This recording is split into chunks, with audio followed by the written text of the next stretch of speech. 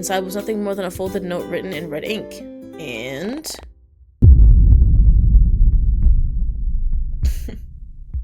was that a lock of dark blonde hair? They easily stand out against the bright orange and green corals, and especially the pink and blue. Wait, pink and blue? Uh-oh. What? Oh my god! I thought we were looking at a fish! See that storm over there? Looks like it's unlocked. His loud ass says. Wanna go check it out?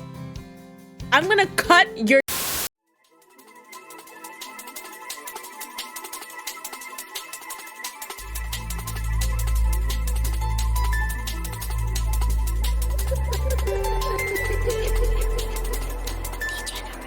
Hello my loves, I'm Degenerate and welcome back to 14 Days with You. Day 4 is here. The game has been updated. Let's... Oh! Rainbow bandages, a red tunnel, blue eyes. It's all I can seem to recall from my dream as I blared. As the blaring. Whoopsies. Buzz, buzz, buzz of my alarm pulls me from my slumber. Almost groggily, I reach for my phone and turn it off and flop back onto my bed. Curious, I glance at the screen to check the time, only to get blinded by the brightness of my wallpaper. It's a morning. There was one thing I know that was important. In day 3, when that Tio guy was trying to go on a date with Eleanor or whatever, I think. And I almost said no, but I decided not to say no, so we're probably gonna have to do that today. Not looking forward to it, but it was for Eleanor. I picked that option. It's for her, not him. Just wanted to make that clear. Wincing at the bright screen that practically flashbangs me. I crack open one eye to read the numbers on the screen. 9:05. So it wasn't too early. Still plenty of time to get ready for the day and possibly make some waffles for breakfast. Waffles? The batter would expire soon anyway, and I didn't really feel like visiting the bakery this morning. With that plan in mind, I let out a sleepy groan and rolled out of bed. We were at home, so Ren should be here as well. I don't know why he's not. Muscle memory kicks in, and my immediate reaction is to open the blinds for some much needed sunshine. When I glanced at my windows, they were already pulled back. Okay, maybe I should stop. I always do that. Sunlight had been pouring into my room for who knows how long. I didn't even notice. And when did I open them? You didn't. Did Ren open them? And wait, did he leave? I knew firsthand that he liked to wake up early. Yet even after straining my ears, I couldn't hear him rattling about in my lounge room. Admittedly, I thought Ren would have wanted to stay the night after we, The heat rushes to my face as I recall what we did last night.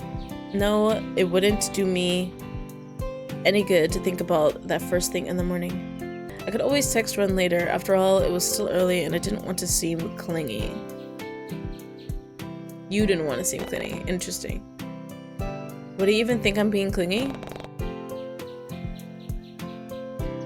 This is not what I need to start my day with.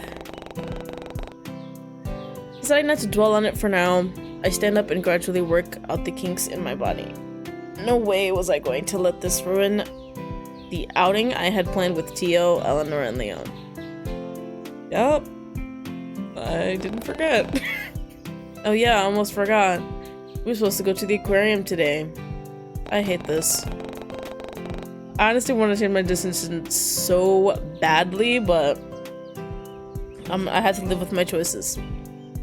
With that in mind, I make a mental note to dress appropriately as I walk over to my closet. Absent-mindedly, I run my fingers across some of my clothes before pulling something comfy from the rack. Because I chose comfy in the first day. I think. Yes. My usual style has never let me down before, so I decide to stick with the theme and wear something similar. I pick out a few more matching pieces and accessories before giving them all a cursory glance. Feeling satisfied with the items I chose, I nod and approve before heading to the bathroom to change.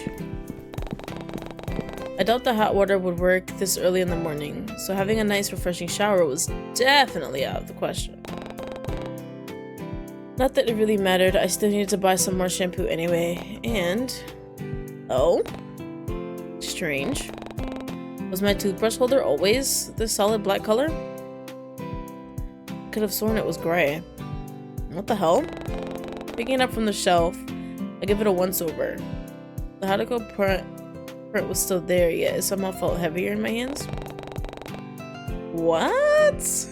Then again, I don't exactly go around and meticulously measuring how heavy my items are in the first place. Okay. Jeez, today was seriously a day of overthinking, huh? Well, whatever. Putting the holder back on the shelf, I focus my attention back on the reflection of myself in the mirror and give an appreciative nod.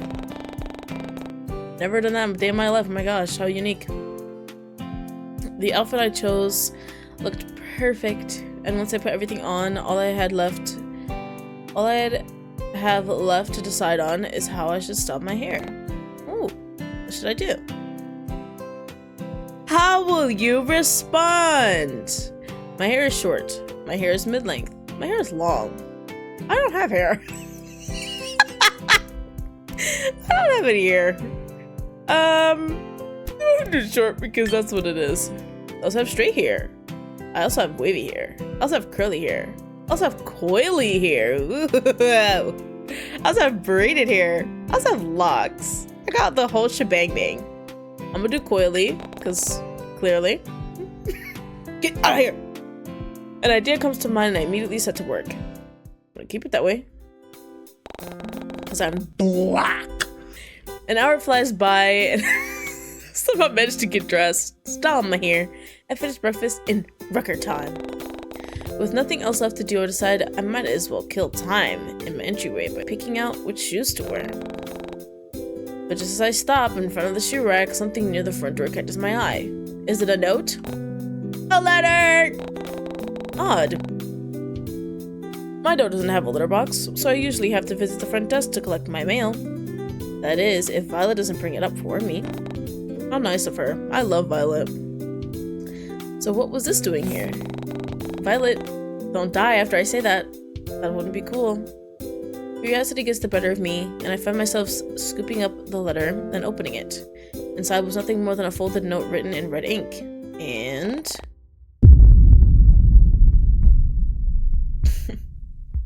was that a lock of dark blonde hair?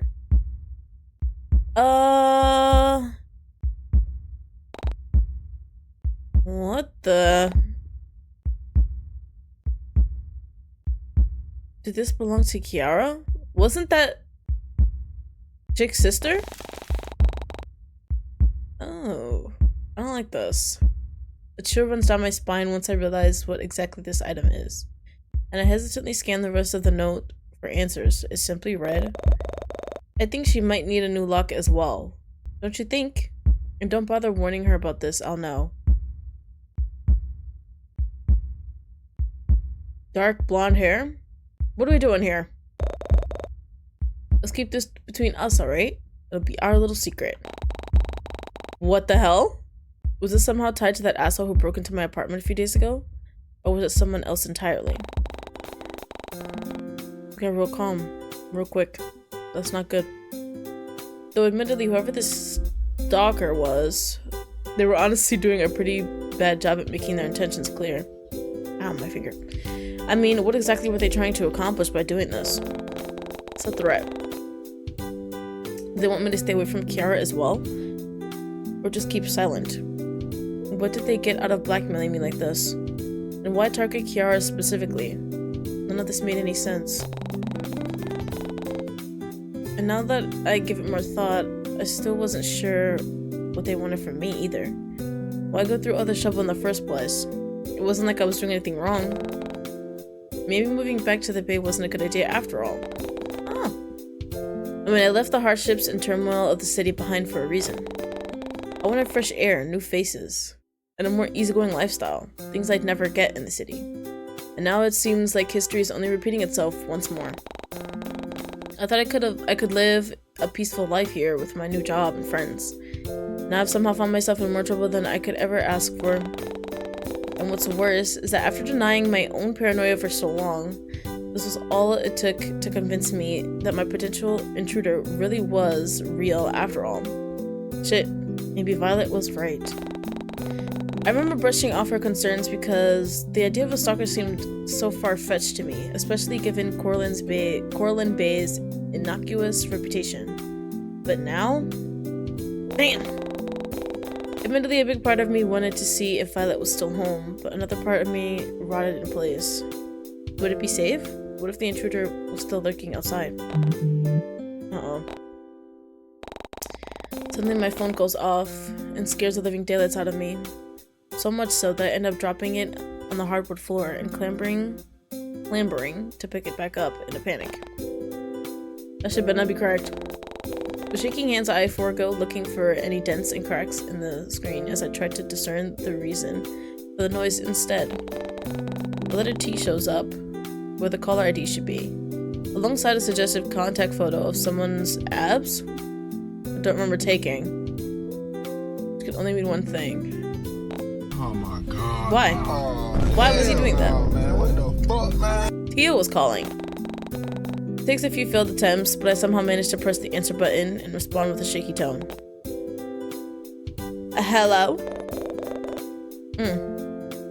Well, damn, you sound like you just woke up. Not planning on sleeping in, are you? Nah, I remember I had plans with a dickhead, so... What? No. Good, because I'm outside your apartment right now. That's so weird. Your neighborhood looks like shit, by the way. It smells like it, too. Did you seriously call me just to make fun of where I live? I called to tell you to hurry up unless you want to walk to the aquarium. In fact, maybe I should just... Oh, damn it. Hello? Well, if it isn't Little Miss Pris all by her lonesome. Oops, she looks mad. Teal's voice practically oozes smugness as he taunts whoever it is he's talking to, most likely Violet, before I hear him adjust the phone and continue speaking. Hurry up, won't you? No, honestly, I might go even slower now.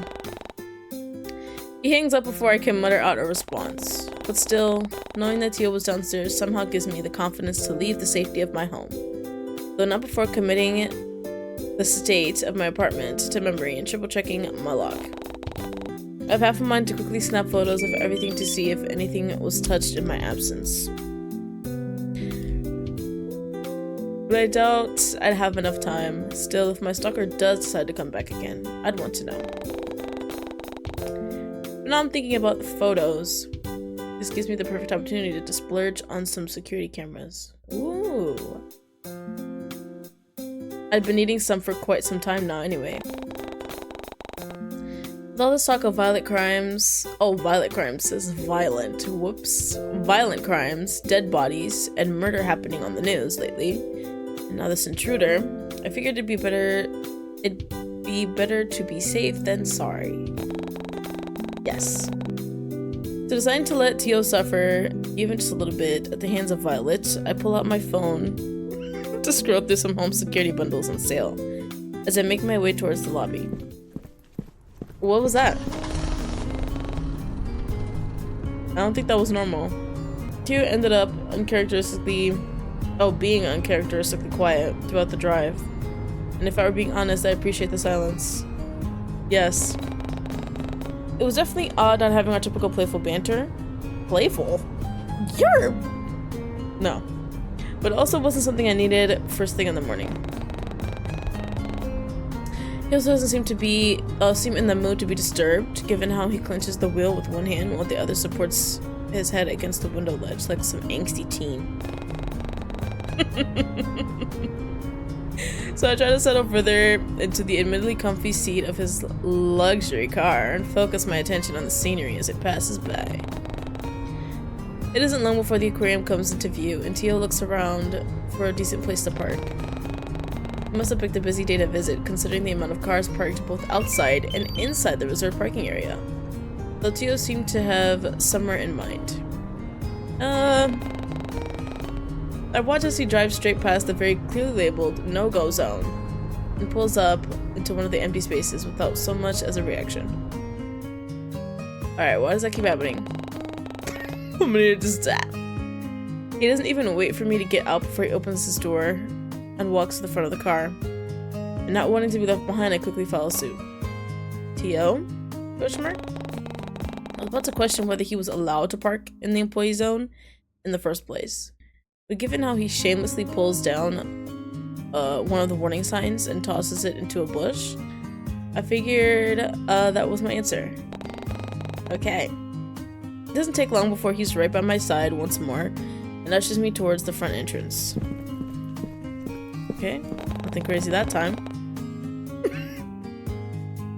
Almost stumbled over my feet as Tio pulls me along, but not before almost bowling him over as he abruptly stops in front of me. What? I'm sorry. Let me not be hostile. Look at that. Almost like a loyal dog, isn't he? Who? Glancing in the direction he was pointing, I see Leon sitting on one of the benches as he absentmindedly watches people go by. Don't be like that. But once he catches sight of us, he immediately leaps to his feet and rushes over with a wave and a warm smile. It's a good thing he doesn't bite. Oh. With that snarky comment, I nudged Tio with my elbow and sent him an eye roll. I doubt he takes any notice of it though, since Leon's arrival takes up all of our attention. Is this like some weird double date thing that he tried to push me into? Because I hate it so far. Because I'm like, wait a minute, the people that are coming is him, me, and what's her face? I forgot her name. It's alright. I'll remember it once I see her. Hey yo, you look good. No, I don't. You're not so bad yourself. Hello, I'm here too. I know, you drove me here. I'm not a f***ing idiot. Eleanor. That is her name, I just remembered, without the help of the game. Eleanor hasn't arrived yet? Scoffing at our playful dismissal, Theo cracks a joint in his neck and crosses his tattooed arms. Ugh. However, he doesn't seem to stray from his spots, which means that he still had an interest in our conversation.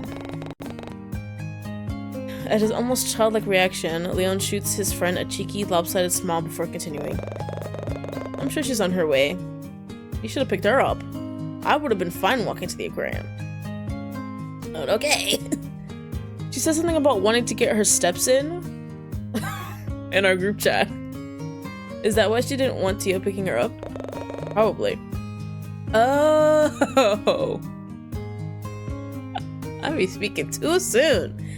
And actually, I don't know if you realized, but you guys were 15 minutes early. Really? No thanks to Tio speeding, I guess. Why is he still angry? What's wrong with you? And what about you? I'm guessing you had to walk all the way here?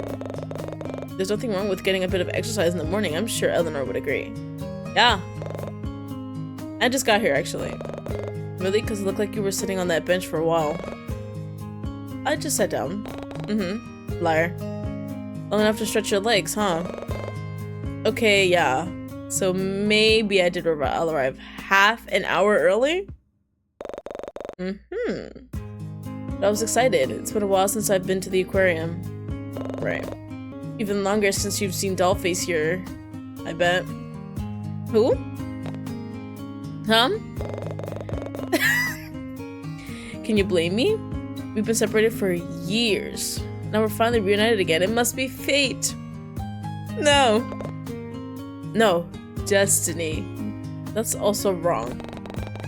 Playing along with Leon's dramatics, I lean against the side and clutch at the spot above my heart. It's written in the stars. The simulated stars in the sky. You guys are genuinely embarrassing. Right. Oh, bye, I guess. What the fuck?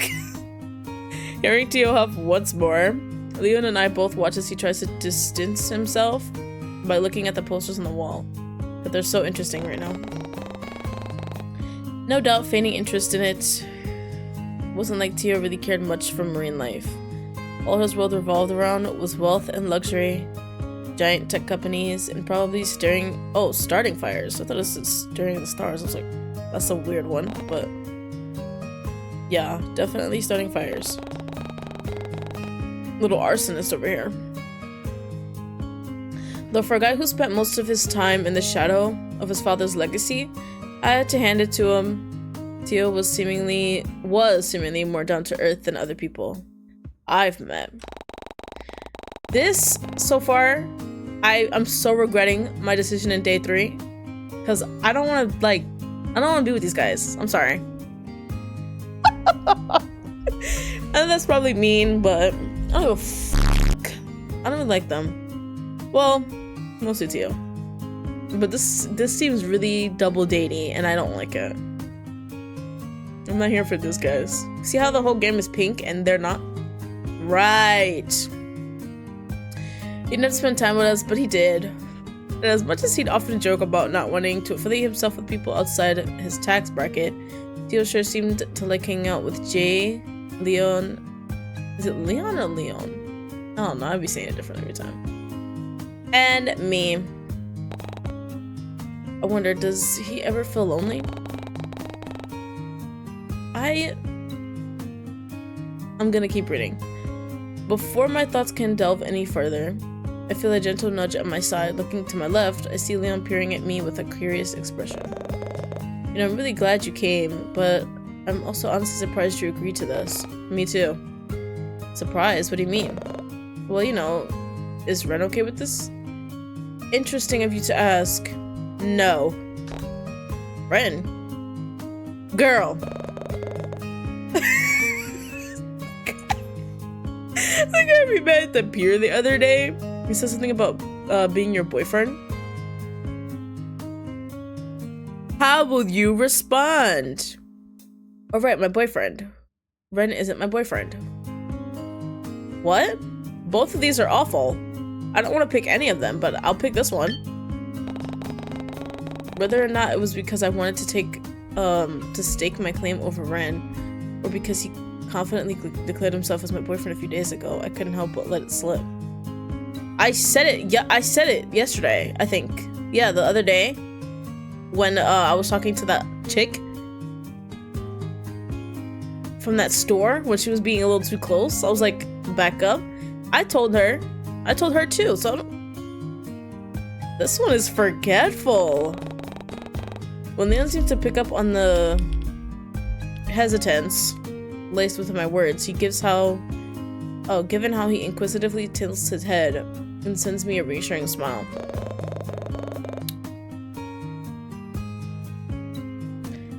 Is this still a new thing for you? I'm sure calling someone your boyfriend must take some time to get used to. Take things at your own pace. What? Maybe we should finally have this a conversation together. It seems like we haven't, and it's bugging me. I'm over here telling everybody and their mom that Ren is my boyfriend. But anytime someone brings it up, they're like, wait, my boyfriend? Oh, what do you mean? And then Ren also said it. So it's like, what are we doing? It was strange hearing this kind of advice from Leon. Especially after practically lying to him. But I wasn't going to say anything. What? I didn't lie. I wasn't lying. What are you talking about?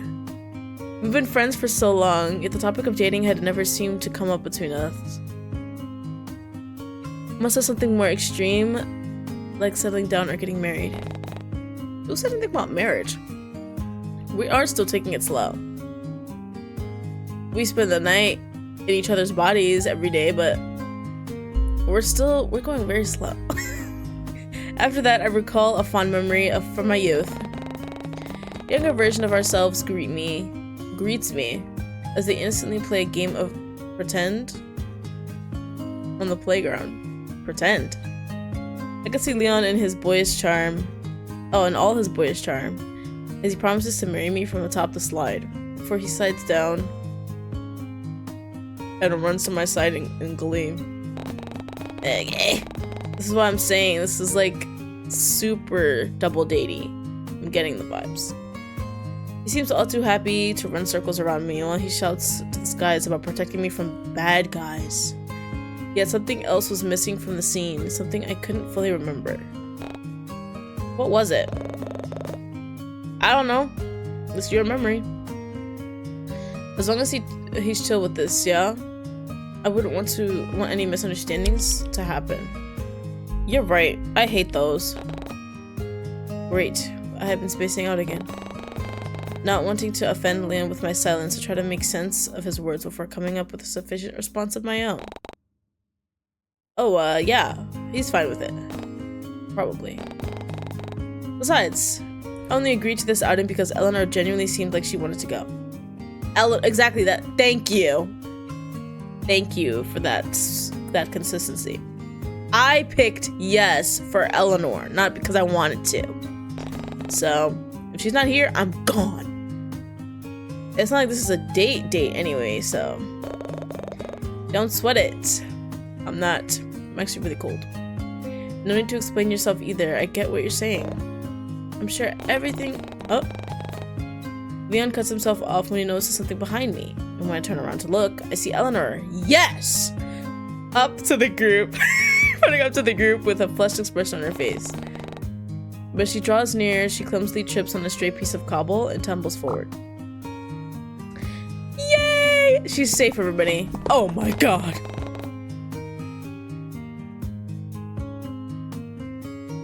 Without thinking, I lurch forward to close the gap between us, but Tio's muscular arm beats me to it. Almost effortlessly, he reaches out to catch her. Don't trip and fall, baby girl. Almost like those cliche romance movies, except not at all, because Tio was allergic to anything romantic.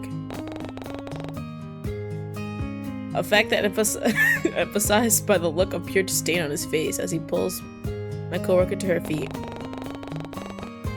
I was gonna catch her. He could have just let me do it if it's such a big deal. Eleanor seems to be blissfully enjoying every moment of it. Oh, this is gonna be really bad for her. That's bad. Seeing as she practically clutches onto his bicep while looking up with wide, sparkling eyes. In fact, I doubt she was even aware of our presence, with how she stays rooted in Teal's awkward embrace. Looks like she really fell for him, huh?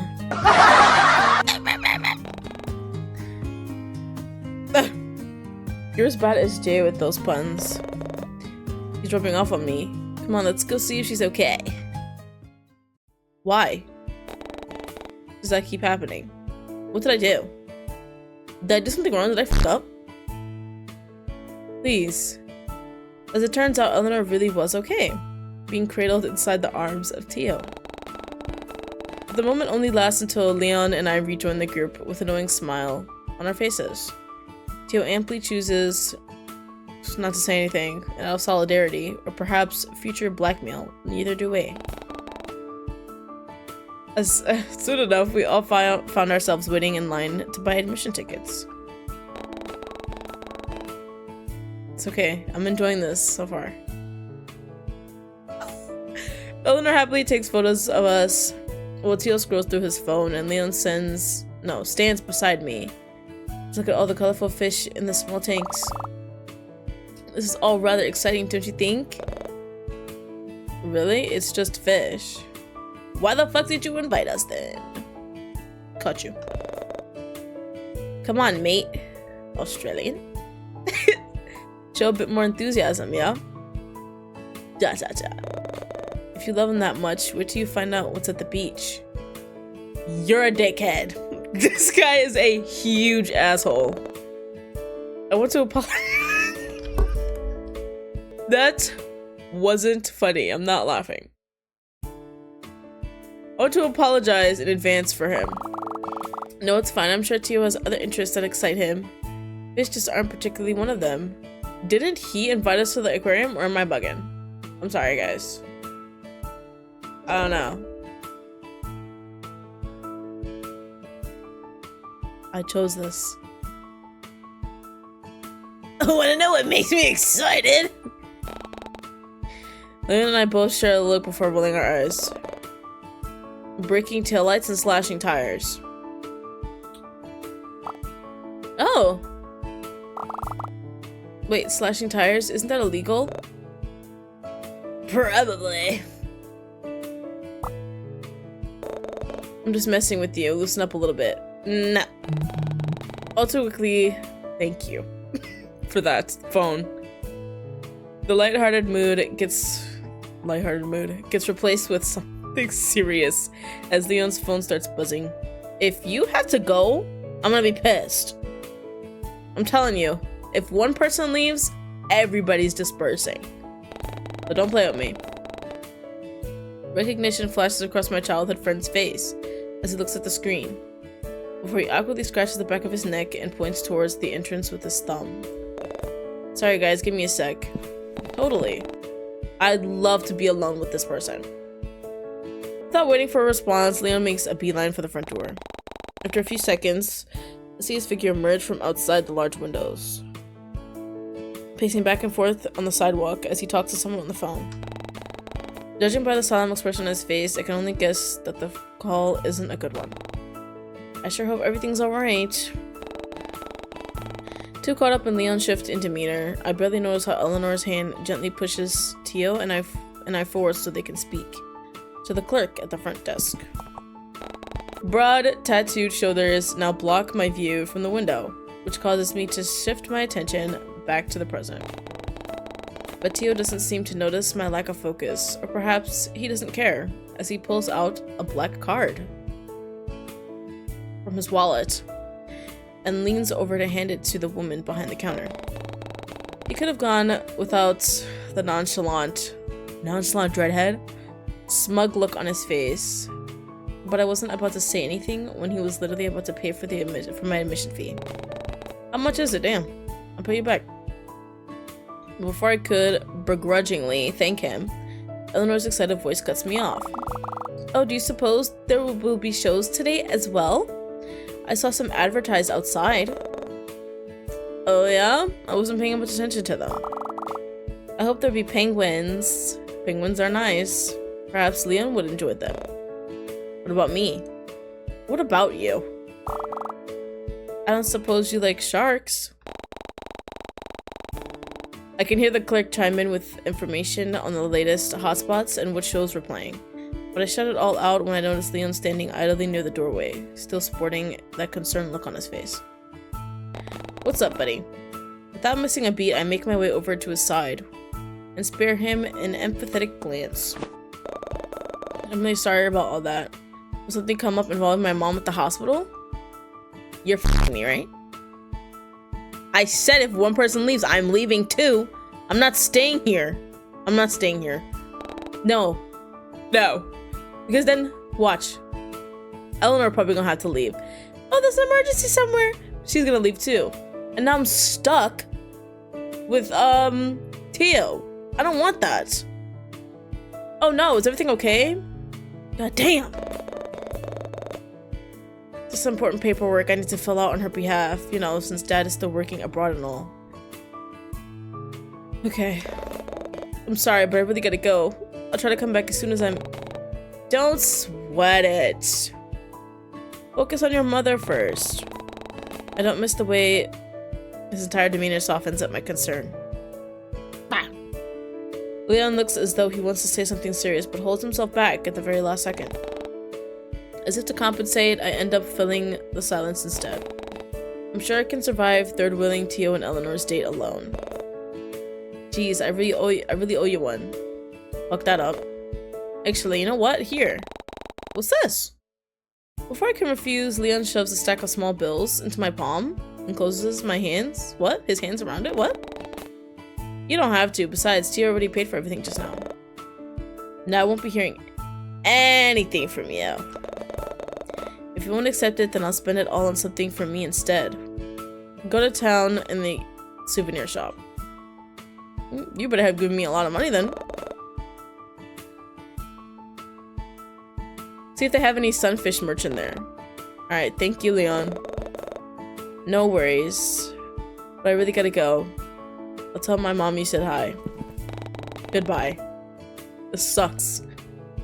I hate this. Oh wait, third wheel? Yikes. Leon turns on his heel before I have a chance to respond, so he completely misses me waving him off. In his rush, he almost knocks someone over, but he quickly helps them regain their footing and apologizes before speeding off once more. Man, I sure hope everything is okay with his mom. Before I can dwell on it any longer, the sweet melody of Eleanor's laughter, whoopsies, pulls me from my thoughts and I turn back towards the group. She's laughing? It did it again. It just keeps doing it. It was not doing this before, I promise. I noticed that Tio and Eleanor are now standing by the entrance, which also happened to double as a massive underwater tunnel. All white. Oh, all while pointing to a school of fish swimming over their heads. When Eleanor notices my presence, she happily waves me over before her attention shifts towards the door behind me, no doubt expecting to see Leon walk back in and join us. It made sense considering how they missed his departure.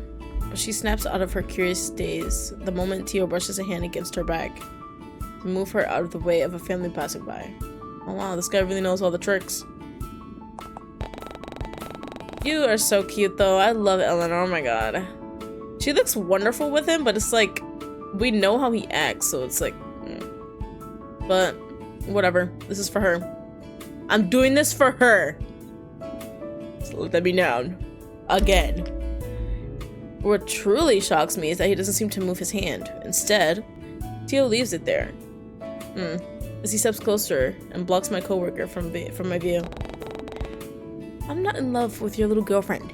Okay. I don't know what he's trying to prove. He meets my gaze with an intense, unreadable expression, and I can't help but look away. What was that about? That's what I'm saying, I don't want your girlfriend. Suddenly the moment felt too personal for my liking, almost as if I shouldn't be looking at something so intimate. What? Turning away, I decided to I shouldn't be here if that's the case. I can go. You got plenty of money. Oh, I changed runs here, by the way. The options. I did long before, and I want to see what medium looked like. It sort of looks like long, but, you know, not really. Because it's medium. So, if we do end up seeing him, which I wish we f***ing would. I hate this little double date failure. We'll see his hair. It'll be sort of long. Turning away, I decide to channel my interest into picking out a roadmap from the brochure instead.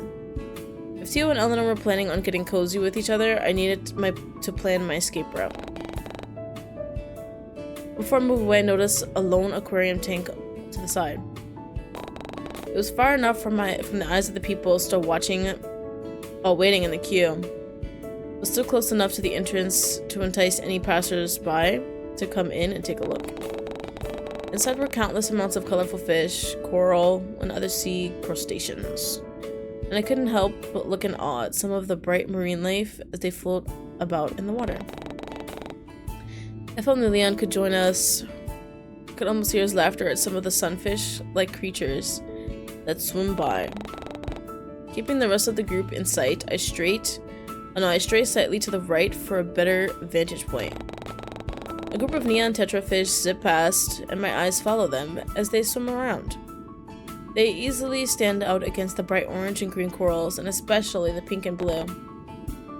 Wait, pink and blue? Uh-oh. What? Oh my god!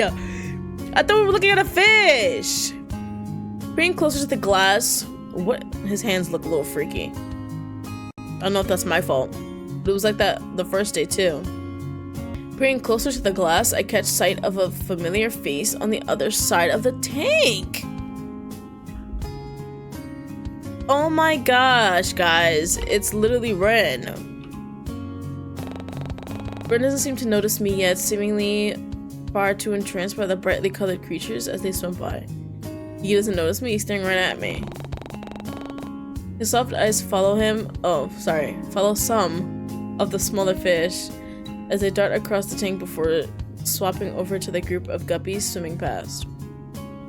This always reminds me of what movie was that I watched at school.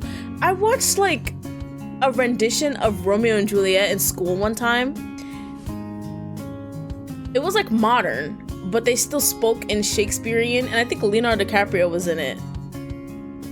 And this always reminds me, I think that scene was in there, of this fish tank. And then also, they did that in that one episode of Penny and Stocking, where Brief had his hair up or whatever, and his eyes were showing. That same scene happened in Penny and Stocking.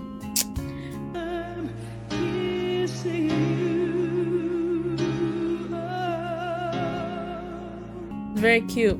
I like it. Suddenly our eyes met the moment the fish split up. And that's exactly how the scene goes. Oh my god! That is so cute. And I watch as Ren's expression morphs from surprise to a sickly sweet look. He tries to say something, but his words come out inaudible due to the glass separating us. Yes! As if realizing, Ren instead points to one of the fish off to the side before resting his hand on the glass and mouthing something else. I still can't fully understand what he was trying to say. That is, until my eyes land on what he was pointing at, catching me off guard. I watch in awe as a lone fish swims between us and captures both of our attention. Was that an angelfish?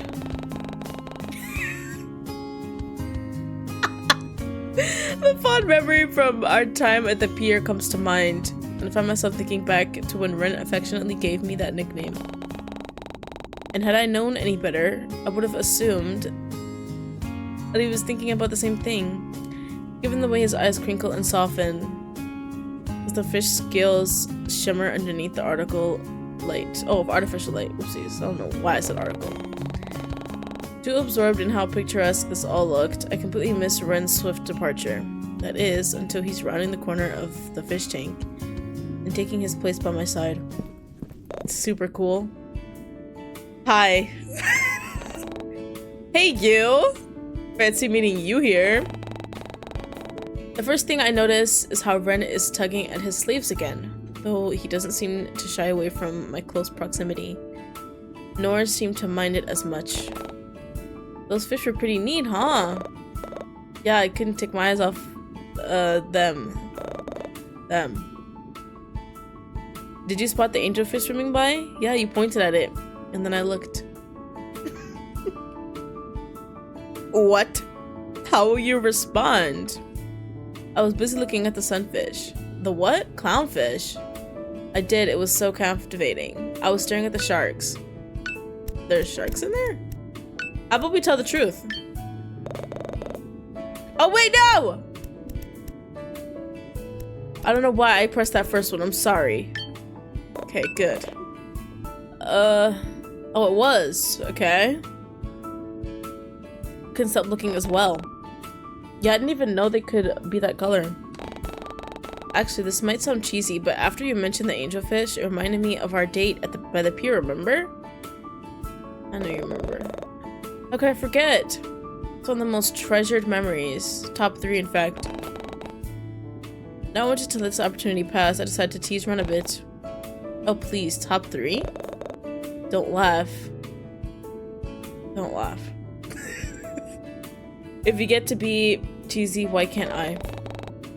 Well, in that case, if you get to give me a cheesy nickname like Angelfish, why can't I? Wait, you want to give me a nickname? Not really, but I'm not good at naming things. Come on, it's only fair. Though to be honest, I don't really know any pink colored fish. Oh yeah, that's too bad. Dang. Don't think you can get away that easily, Buttercup? Ew. I'll think of something better eventually. Eventually. But that Ren lets out a puff of laughter before returning his attention to the tank once more.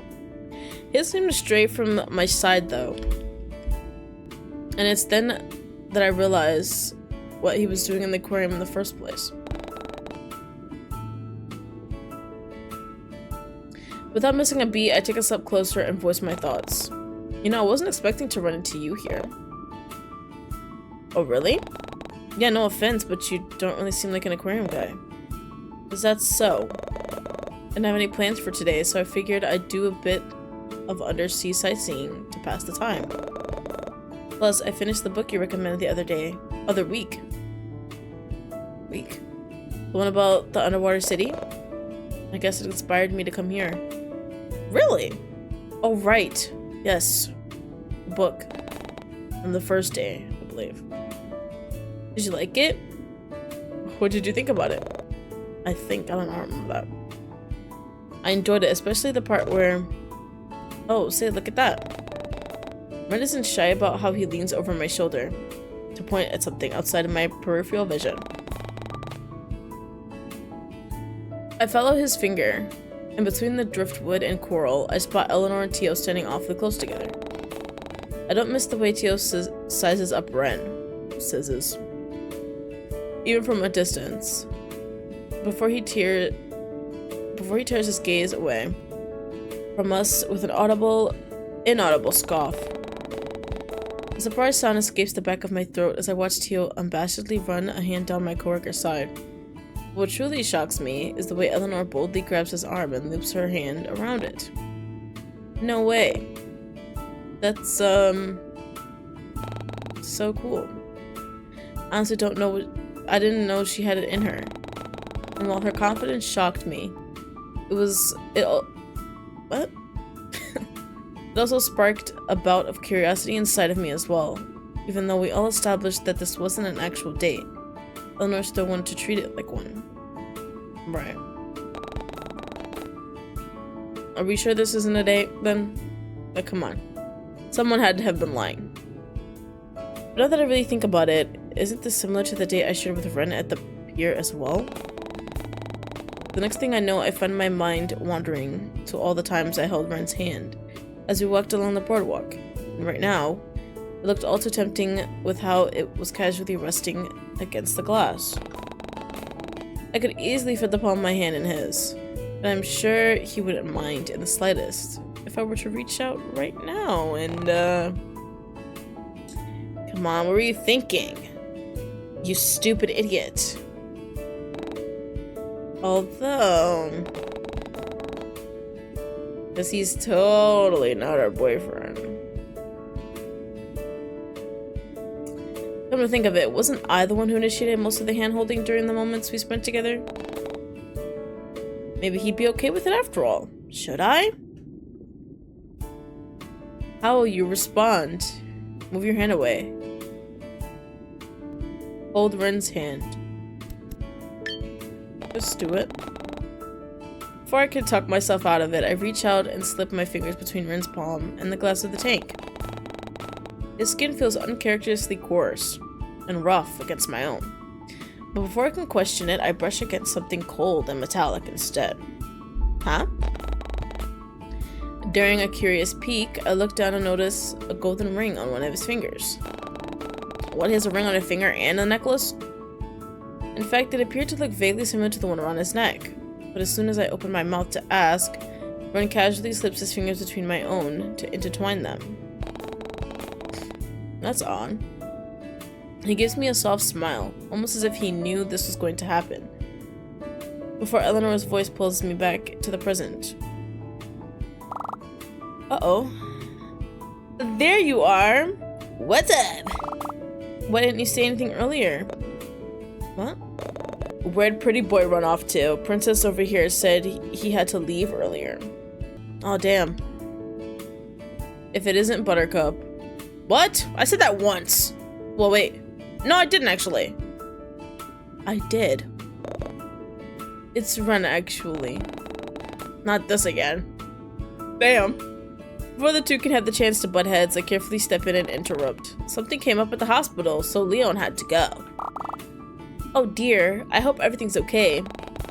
He assured me that everything's fine, so I wouldn't stress too much about it. I watch as Eleanor shuffles to her feet in contemplation before noticing the item still grasped carefully in her hands. That's relief, but oh. What do you suppose we should do with his ticket then? Shall I ask for a refund? We could give it to Ren. Hello. It's fine. That's like loose change to me. I'll make it back in 45 seconds. still, we shouldn't let it go to waste. Oh, I know. Eleanor's expression shifts from revelation to something more cheeky as she turns to me with a small, knowing grin. She leans close enough to whisper, but doesn't seem all that quiet about it. Why don't we give this ticket to your lover boy? Lover boy? You've got to be joking. Should I tell you all about how our lovely D has a secret admirer? And how he often rents out their books from the Eleanor, you thing. Stop talking. I feel like I'm missing some context here. Nigga. Almost hastily, I snatched a ticket from Eleanor's hand and ushered Ren inside the tunnel, away from the gossipy coworker and Teal's smug grin. What the f***? I hardly noticed the time passing with all the fun I'm having. Before I know it, almost 2 hours go in a blur. I'd initially been so fixated on being a third wheel that I completely forgot about the exciting things people could do at the aquarium. Eleanor seemed all too happy to snap pictures of everything, ranging from Ren and I petting some stingrays, Tio getting splashed by a seal, super cool, and all the giant sea creatures that swarm around in the overhead tanks. Super cool. By the time I noticed my feet starting to hurt, we had all made it to the small food court conveniently placed at the end of the main attractions. Eleanor used this as an opportunity to use the restroom, while Tio wandered off to who knows where. So Ren and I were left to look for a place for us all to sit down and rest. But we didn't get far before the light sound of footsteps drew closer once more. My hands are so cold. Oh my god. You took like 2 seconds using the bathroom. There you are. Yes, I have a beautiful table for you. Sorry for the wait. I ran into Tio earlier while he was talking to one of our tour guides. Was it a woman? Oh, he's a friend. Okay. He's a friend and I wanted to talk to him. You don't need to wait for me. You also don't have to be a bitch. We said you were lost and needed help with something urgent. No need to act coy. Surely people say the same thing to you at the library, right?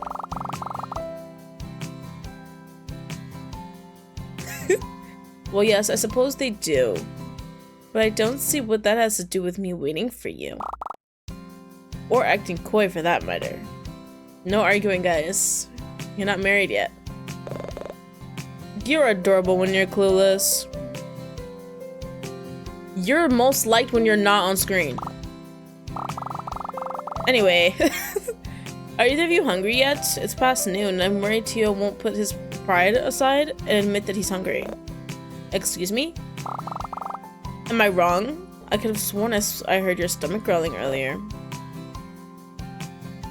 Nigga. It's okay to be hungry. Shit. Now who's acting coy? She got you there! First of all, when did they reunite without me noticing? And secondly, was Tio embarrassed? Oh no. There was no way I was going to let this opportunity pass. Mysterious. Is the big baby hungry? Didn't eat breakfast this morning? I did, unlike you, I can afford to eat whatever I want. Excuse me, I had waffles. F you. Though it came out blunt and harsh, I knew Tio was only joking. Then why don't I go and get us all something to eat? Any preferences? Allergies I should be made aware of? Why do you care? You planning to kill me or something? It's only natural to worry about the health of others. I wouldn't want to give you something you're allergic to. Besides, everyone deserves to be cared for. He's joking. You're weird. You're weird. You're too nice for me. You're weird. I hate you. You're weird. Freaky nigga. What was that? I said wasabi. I'm allergic to wasabi. Is he lying? Ren, don't do this. I'm wants to cry. Wasabi, huh? Very interesting, he says while he writes it down in his notepad. I see. What about you lot? Any preferences? Do you think they have any croissants? I've been having a really bad craving for it recently. And in that case, I'll have a... Before I can voice my preferences, Tio cuts me off. Right. Because why not? By pulling out his wallet and handing it to my coworker. Eleanor takes it from him without complaint. Ooh, but pairs it with a curious look and a slight tilt of her head. Get whatever. I need to have a word with Dollface over here? Who's that? Huh? Me? What? No! Go. I don't get the chance to fully respond before Tio directs me towards the opening of the food court. But I barely get 3 steps away before I feel a gentle tug at my sleeve. Curious. I glance back, only to find Ren sporting a pout on his soft features. Relax, you'll get them back in one piece. I guess. Now that I think about it, it was kind of out of the blue for Tio to be acting like this. I mean, since when did he ever want to talk about something serious? With that revelation in mind, I offer Ren a reassuring look and give his arm a comforting squeeze. I'm sure it'll only be a few seconds, minutes. Oh. His eyes flicker between me and Tio a few times before it lands on my hand, still resting on his arm. And that's an inaudible sigh. Okay, I'll wait for you here. That's so kind of you. Stay where Princess can see you? Huh? Unless you want her to freak out and think we ditched. My name is Eleanor. Wow, amazing. Whatever. Oh. Come on, let's go. Come on, Vamonos. Everybody, let's go. With another word, Tio nudges me in the right direction, leaving Ren all alone and confused. This nigga sucks, bro. What? Following close behind, Tio leads me to a quiet corner near the food court before turning around and boxing me in with his large arms. He casually leans his weight to one side before finally speaking. Hey, so I've got this fun idea. I don't want to hear it. Seriously? I thought you wanted to talk about something urgent. Damn. Could you be a little less loud about it? As a matter of fact, yes, I do. You always say I've got an idea and it turns out to be something illegal like trespassing or vandalism. Isn't that the whole point of an idea? No, the point of an idea is for it to sometimes stay in your fucking head. He was not serious. We're not about to discuss the logistics behind... Look, it's serious. I need you to help me with Ellie or whatever. Jealous. Ooh, what? Whatever jealous? What? And who's Ellie?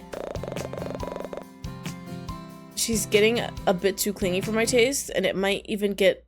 What? Who's Ellie? I'm sorry.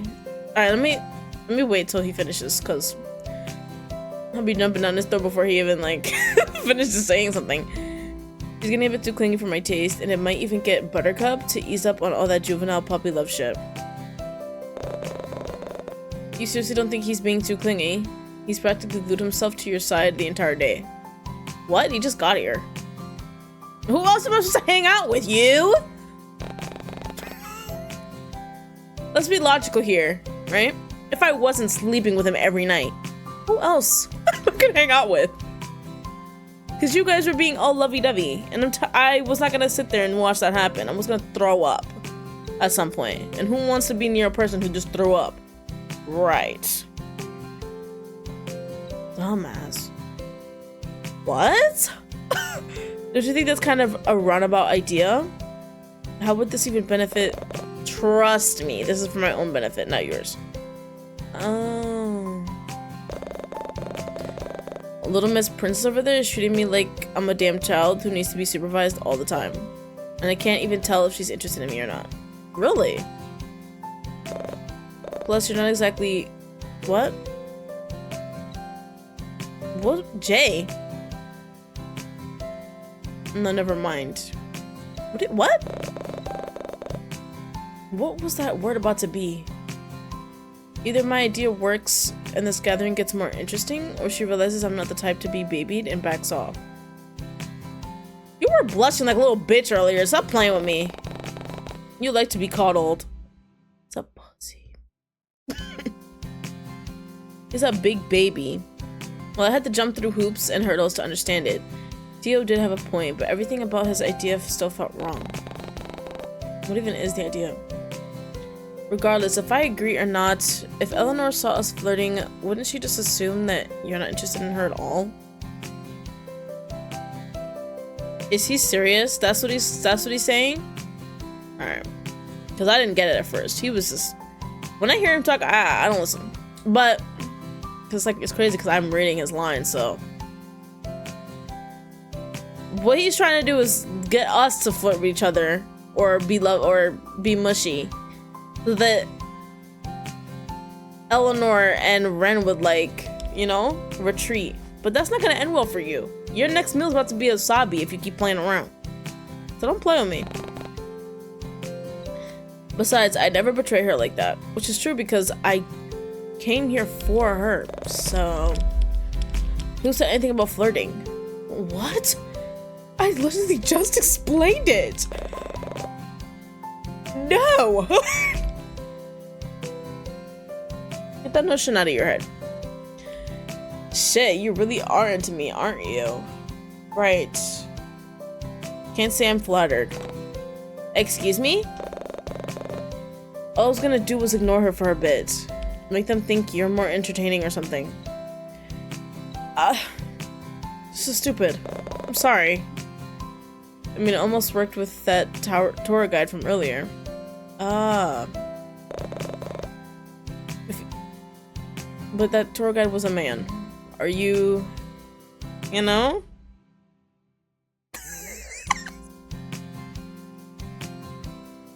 If you want to cling to my arm too, by all means, gorgeous, go ahead. I want the worst for you. You're so insufferable. So is that a yes or a no? It's a no. I still don't know what you want me to do exactly. Theo's gaze shifts to something behind me before a light ignites in his eyes and he sends me a sly smirk. Just follow my lead. No! I barely have any time to process his words before Theo places a hand on the small of my back and pulls me closer to his side. Ow. His voice is louder than usual. And it's then when I notice Eleanor and Ren slowly coming into view. See that storm over there? It looks like it's unlocked. His loud ass says. Wanna go check it out? I'm gonna cut your- What are you- Come on. Like you haven't been fooling around with Buttercup. I can practically smell him on you. Whoa there, buddy, slow down. I don't know what you're talking about. I totally did, but let's not let him know. I smell like the shampoo I used today. That's what I smell like. All of a sudden I feel my phone vibrate in my pocket. But just as I move to pull it out, Theo gives me a pointed look, and I find myself stalling.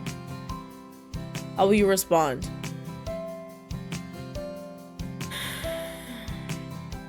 This man is here. I don't know him. He's assaulting me. Someone come get him. That's how I'm gonna respond. What? No way that's an option. Follow Theo inside the storeroom. Refuse and stay where you are. Wait for Eleanor to return. Wait for Ren to notice you. What the f? I'm sort of curious as to how the storeroom thing goes. Cause why not, right? But because I'm so curious. I don't like him. We all know this. But I'm curious, like, what's going on in that storeroom? What's gonna happen? And I'm scared. I'm curious, I'm scared, but it's a good scary. So, sort of on theme for Spooky Month. I want to wait for Ren. Like, my second option would definitely be waiting for Ren to notice me, though. I don't know, I'm scared. For interest's sake, let's do this. Let's do that one. With a wink, he leans closer and whispers against the shell of my ear. Smart choice. That's so weird because I honestly was just doing it because I was curious. So, but I will go back and change it to the red one. That's my one. One of Teal's large hands rests atop the one holding my phone. Before he uses it to gently tug me along and shuts the door behind us. Don't do anything. And I don't want the music to change either. I dare you to change. Darkness envelops the both of us as I strain to make out the sound of Teal's shuffling in order to pinpoint where he is. I seriously can't believe he roped me into doing this. This is my side. Don't cross that line. Right. What line? Can't see shit. The line I just drew with my fingers. Hi. Dark room. Tio, I can barely see anything in here. Well, almost. Even in my corner of the dark room. I can still make out the faint shape of boxes on the shelves, alongside the dirty mop. A dirty mop. And cleaning supplies that Tio made sure to put me near. Shit, I hope I wasn't standing in anything. But just as I pull out my phone to use the flashlight to check. Bright overhead lights flood the confined space as Ren and Eleanor's concerned face appear from behind the door. What? What? That was so stupid. Well, that was quick. Oh, why would you say that? Interesting. This is what happens. Ren wastes no time in shoving past Tio and reach for me, only to take his place by my side and pull me into his chest. Because of this, I could hardly see Eleanor's or Tio's reaction. Couldn't you talk to them outside? I could've.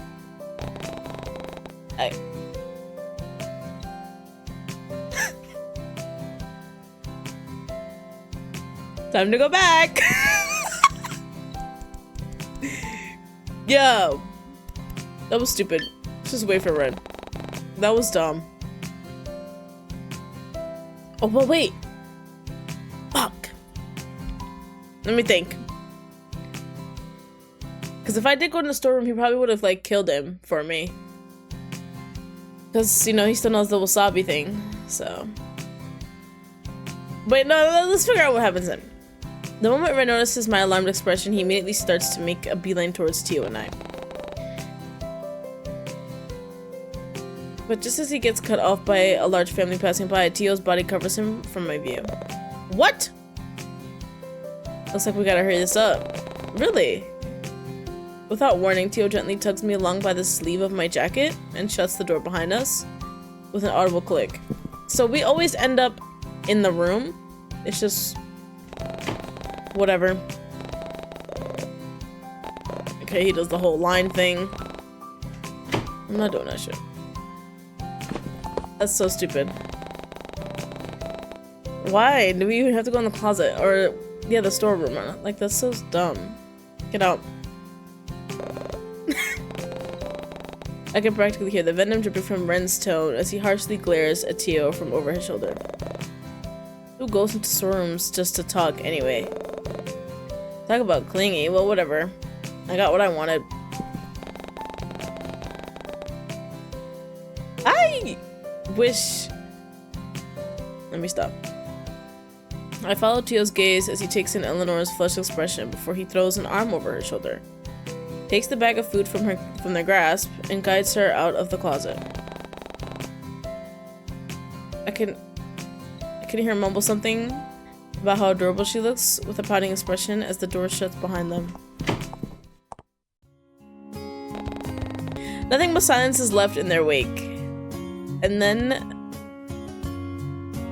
That was so dumb. Like, I don't know, I can't with this guy. And it's then that I notice that Ren is still in the closet with me, peering down with an unreadable expression. How did we end up in the closet? Did he hurt you? Do anything strange? No, Tia was just odd. I couldn't help but feel the need to explain myself. He just wanted to make a way to make Eleanor jealous, so he suggested going into the closet with him. I swear nothing happened. Do you like him? What? Who? Do you like Tio? Oh, no. Why else would you agree? No, I didn't agree to it. Pump your brakes! I remember doing that. Clarifying who he was talking about, still didn't lessen the confusion bubbling in my brain. I can hear Ren's grasp tighten around the shelf behind me as he tries to find the words to say. His breath comes out staggered now, and his gaze isn't any less intense. No, I actually, how will you respond? I do like Tio. I think I like Eleanor more. I like you the most, Ren. I couldn't care less about Tio. That's a good one. I love that one. Why is Eleanor here? I love Eleanor. She's a cutie patootie. She's my friend though. So I don't know what the fuck. I couldn't care less about him. I'm gonna do that one, not this one. And I could. I'm gonna do that one. A foreign emotion sparks within Ren's eyes before he closes them and rests his forehead against my own. Though his head soon drops, there's only one O, into the crook of my neck instead, as his hands remain against the shelf behind me, effortlessly caging me in and preventing me from running away. Right. There's something wrong with him. Right. I would agree. Thought of you and Tio together? Sorry, I need a second. You almost threw up too, huh? He doesn't seem to respond. Instead, he simply stays rooted in place, while his breath fans against my shoulder. I can almost hear the wooden shelf creaking as his grip tightens before he pulls back with a determined glint in his eyes. As long as Tio didn't do anything to you, then... And if he did? I'd kill him. Nice. It was like the room got cold all of a sudden. There's an unsettling look on Ren's face before it quickly morphs into his usual soft expression. Was I just imagining things? Just kidding! Something tells me he wasn't really joking around. Are you okay? Was that really Ren just now? Was it? How will you respond? Encourage his dark behavior. Dissuade his dark behavior. Never in my life have I ever encountered something like this. Should I fuel the fire or put it out? I do like what fire looks like, so... I'm thinking... This is actually a very difficult decision. Encourage. Let the fire burn. They're gonna let it burn, burn, burn. Yes, actually, yeah. You know what? Maybe you shut off. Because, yeah, he sucks. I can't really stand people who do whatever they please for their own selfish reasons. You go, girl. I glare at the floor as I recount how Tio had been treating me lately. Like I was something expendable to throw away once he had his fun. Besides, wasn't that what he essentially did? Once Eleanor came in, he didn't look twice before leaving with her. You'd be okay with that? With Tio dead? Yeah. Really? You sure?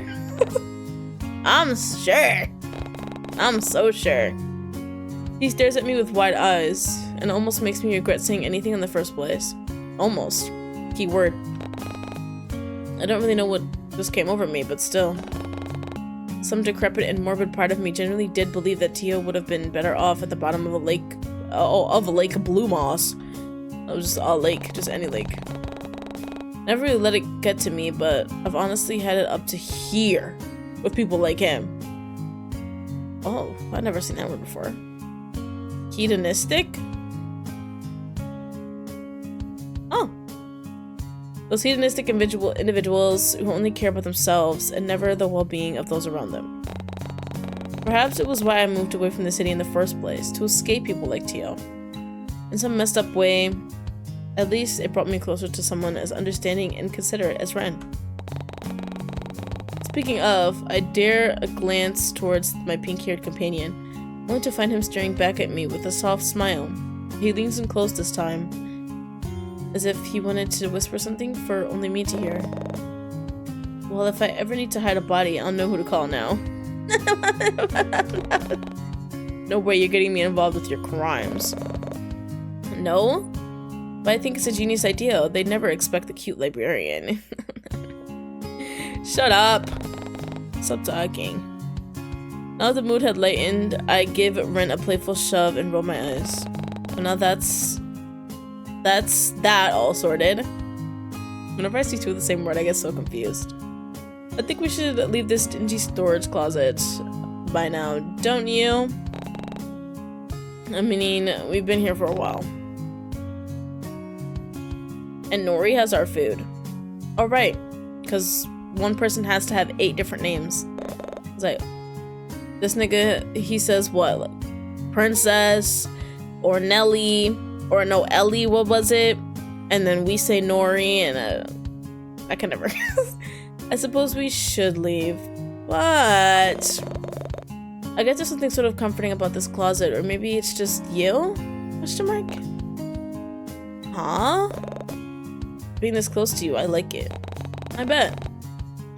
Where was this coming from? Suddenly I can hear Ren's arm shift from beside me and move towards my face instead. His fingertips hover close to my cheek. And for a brief moment I almost find myself wanting to lean into his touch and feel his warmth. But he pulls away at the very last second, and instead rests his hands by his sides once more. Ren? I don't want to be a hypocrite. Oh.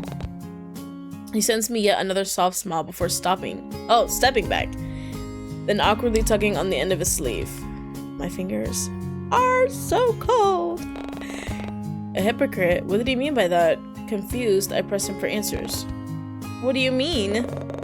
I came in here thinking Tio was putting moves on you to get a rise out of me. If I'm being honest, part of me wants to think that he's still outside waiting for us to leave. I kind of want to... He covers his mouth with his hand as he awkwardly shifts his weight from one foot to the other. Ren almost looks like he's weighing his options, and I can't tell if it's a winning or losing battle in his mind. All I can do is offer him a reassuring look and let him know he can speak more freely with me. I mean, we did just have a heart-to-heart about the appropriateness of murder a few minutes ago. I kind of want to make him jealous too.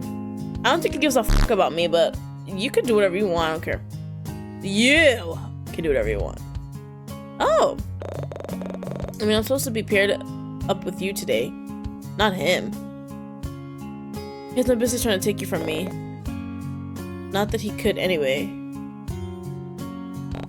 Stupid flirt. His words remind me of the day of the pier, when that pushy cashier kept trying to flirt with Ren. Right? I won't lie and say that I hadn't been affected by it. It's hard not to be when being with Ren had been the most exciting thing as of late. But I still had so many things I need to discuss with him. What better place to start than here? About that, remember our time by the boardwalk the other day? Our date by the pier? Yeah, and how the cashier tried to, well, I'm not really sure what she was trying to do. Oh, what she was trying. But she seemed really cozy with you. Cozy? Did it come across that way? I thought I made my intentions with her clear.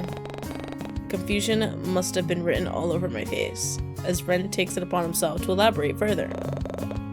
I may have threatened to push her down the staircase.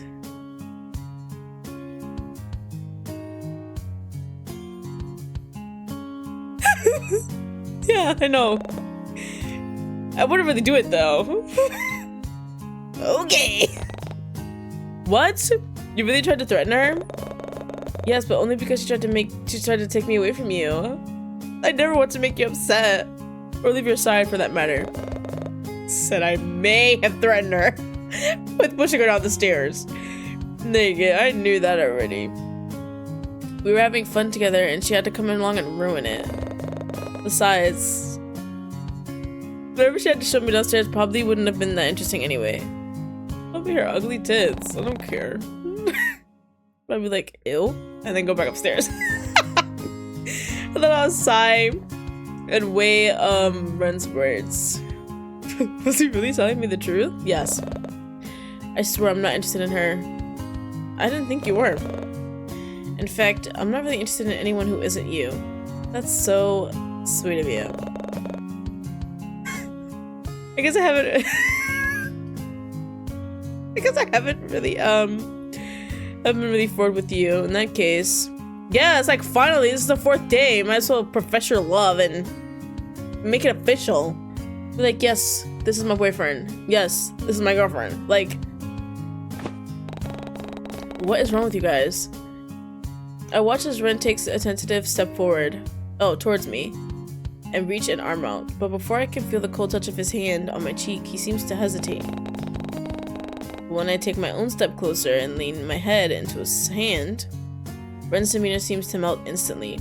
He sends me a soft smile before fully committing to cupping my cheek. Believe me when I say my only interest is you. No one could possibly sway me from you. I'm yours completely. All of me and more. Ren's gaze is almost intense as he peers down at me. Sincerely manifests on his face. Oh, sincerity. Whoopsies. And his words. And I find myself slowly believing it.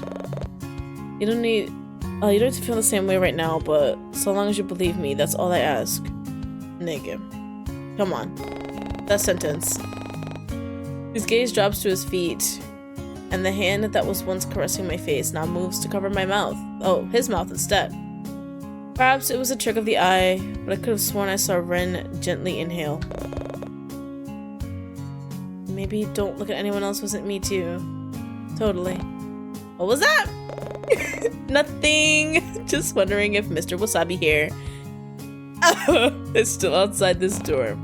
Wasabi here? Why don't you go check then? I'll wait here. No, I like being here with you instead. We gotta get out of this storeroom at some point. Can't live here. Ren takes yet another step closer. We're practically chest to chest at this point, until I could feel the warmth radiate from his body and bring me comfort. No one compares to you. Whoops. I could bask in your company for as long as you let me.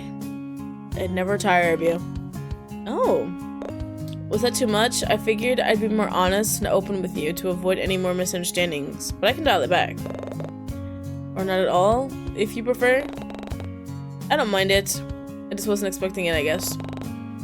Normally you're more reserved. Almost like Haruko, right?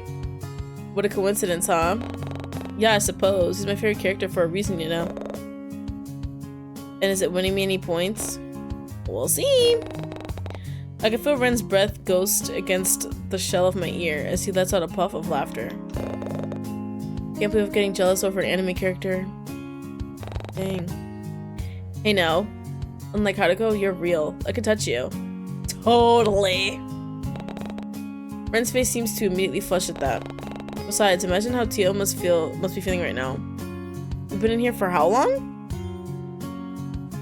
I don't know. You know, I didn't think you'd be on board with making him jealous. Really? Yeah, but if you're still up for it. Come on. Duh, I'm kidding. There's a mischievous glint in Ren's eyes, making him look younger and more youthful than he normally appears. Yes, magical powers. What harm could a little prank do? I did want to get back at Tio for making me go through with this in the first place. And admittedly, I was enjoying my time with Ren in the closet.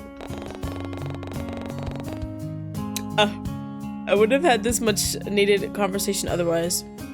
Nor would I have gotten any clarity if I'd kept pondering over it endlessly. With a lopsided smile of my own, I come to a decision. Oh my god. How will you respond? Try and make Tio jealous. Leave the storage closet.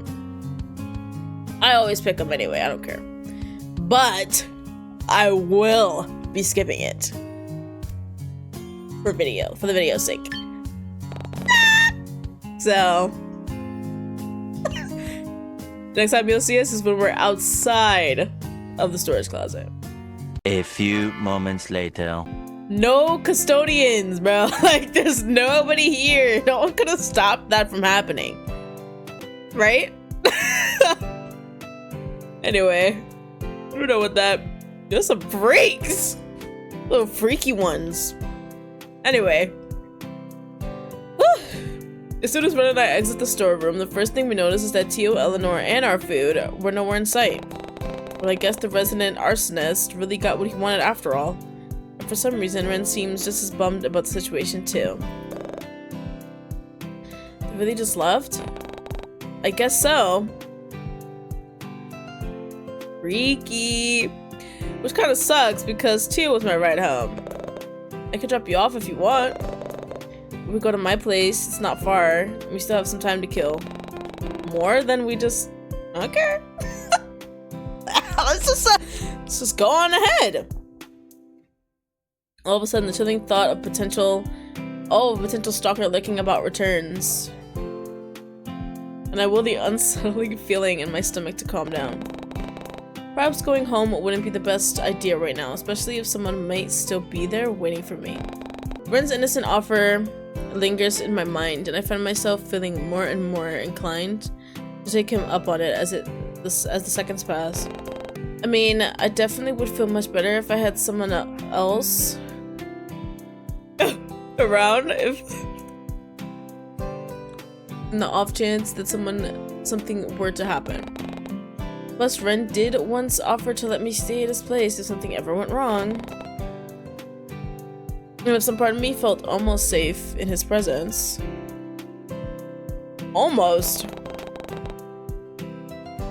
Still. I didn't want to concern him with my troubles, let alone potentially put his well-being at risk. I also didn't want anything to happen to Kiara by revealing too much to Ren. So maybe it would be best to keep quiet about my problem and accept his offer. And if I change my mind, I'm sure Ren would be kind enough to bring me home. So with a forced smile, I peer up at Ren with a determined look and give him my answer. Sounds good to me! The walk to the parking lot was slow and uneventful, but I didn't seem to mind. I was having fun with Ren as we playfully nudged each other along the sidewalk, and the banter we shared helped brighten my mood. Eventually, though, things started to wind down, and I found myself trying to fill the silence. So, Tio and Eleanor, huh? Somehow the conversation keeps falling back to the pair. I just couldn't understand why. It wasn't like I was actively trying to think about them. Though maybe I just needed to rack my brain around it for the thought to leave my mind.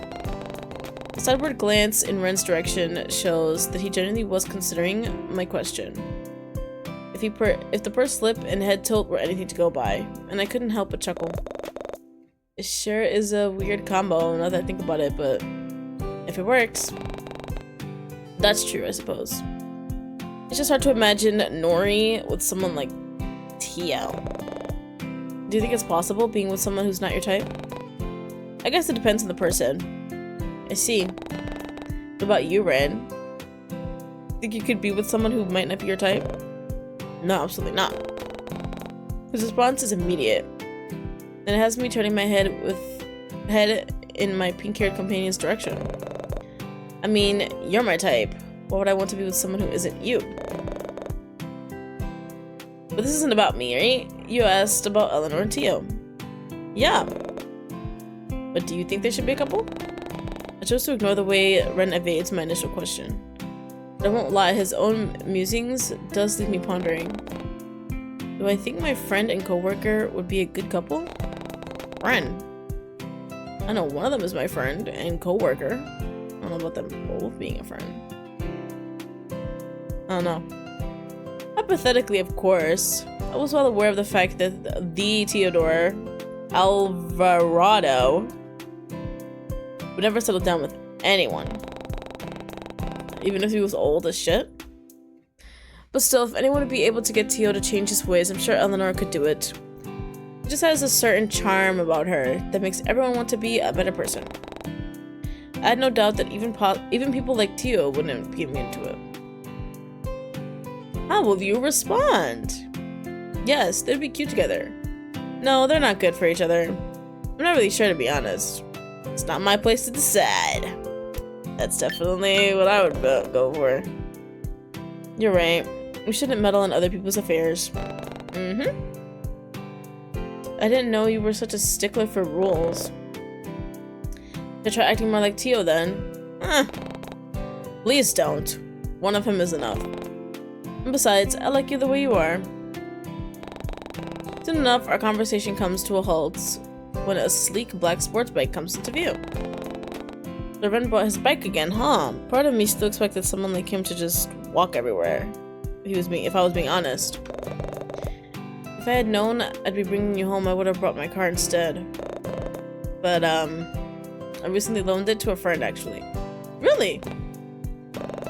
Yeah, he's out of town, though. I doubt I'll be getting it back anytime soon.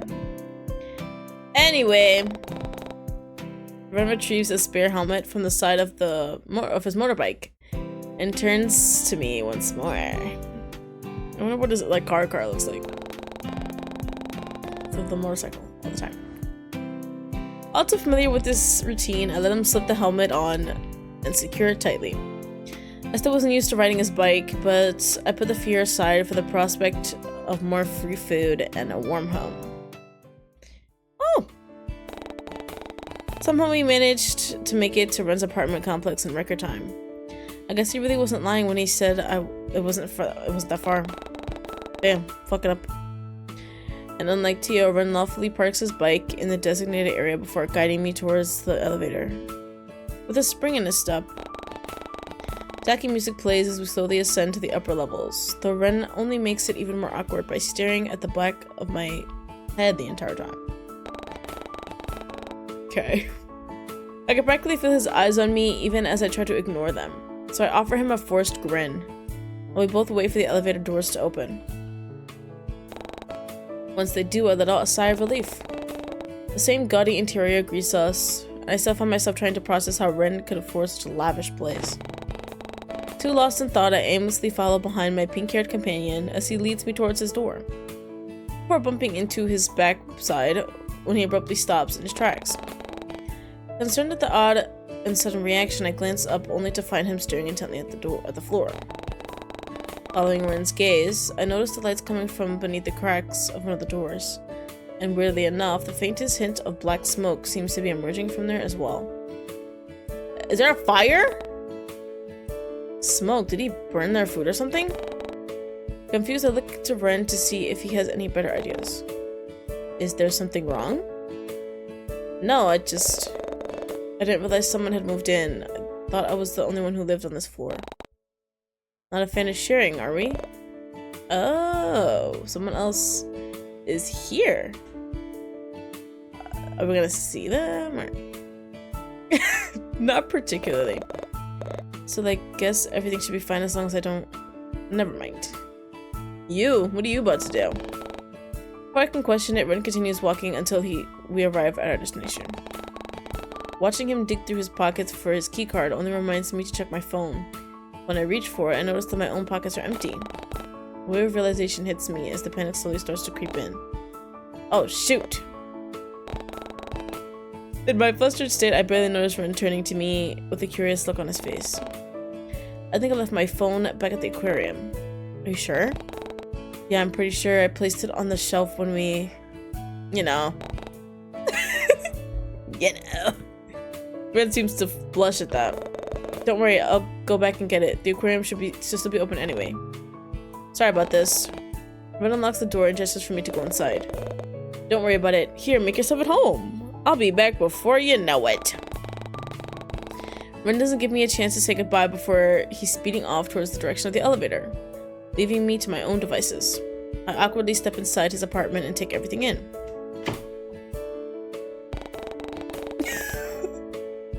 Everything looks the same as the last time I was here, down to the cold marble flooring. and gaudy furniture scattered about the place. And although I didn't notice it last time, the mirror in his entryway looked very similar to mine. And the difference was that his was hung up correctly. Cute. At least now I know what mine will look like once I put in the effort to fix it. But until then, it's gonna stay crookedly placed on my wall before it and forever taunt me. Saving that mental note for later, I recall my steps towards Ren's spacious lounge and take everything in.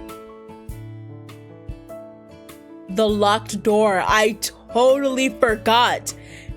There is a door in here that is locked, and he said never to go in there. And since he's not here, I could totally go in that room. Oh, I could try if it's not locked. Maybe if it's ajar or something. This is exciting. Oh my god. Yep, still the same grand waste furniture, a sterile smell, and wait a second. Oh, looking close. Whoa. Looking closer, it's then when I noticed a large desk pressed against one of the corners in the room, tucked and hidden away from view. It didn't look brand new, though I don't recall looking in that spot the last time. The desk could have been here since the beginning for all I know. I can't help but twang? Oh, I couldn't help the twang of curiosity that hits me as I draw closer towards it, and with the desk now close enough to see, I can easily make out the shape of some kind of art station, as well as Ren's laptop still open to the side. Oh no, what about the door? We're about to spend the whole time looking for this? Or looking at this? Papers are scattered all over the rest of the table, and another tentative step closer brings its contents into view. Were they rough drafts for a webcomic?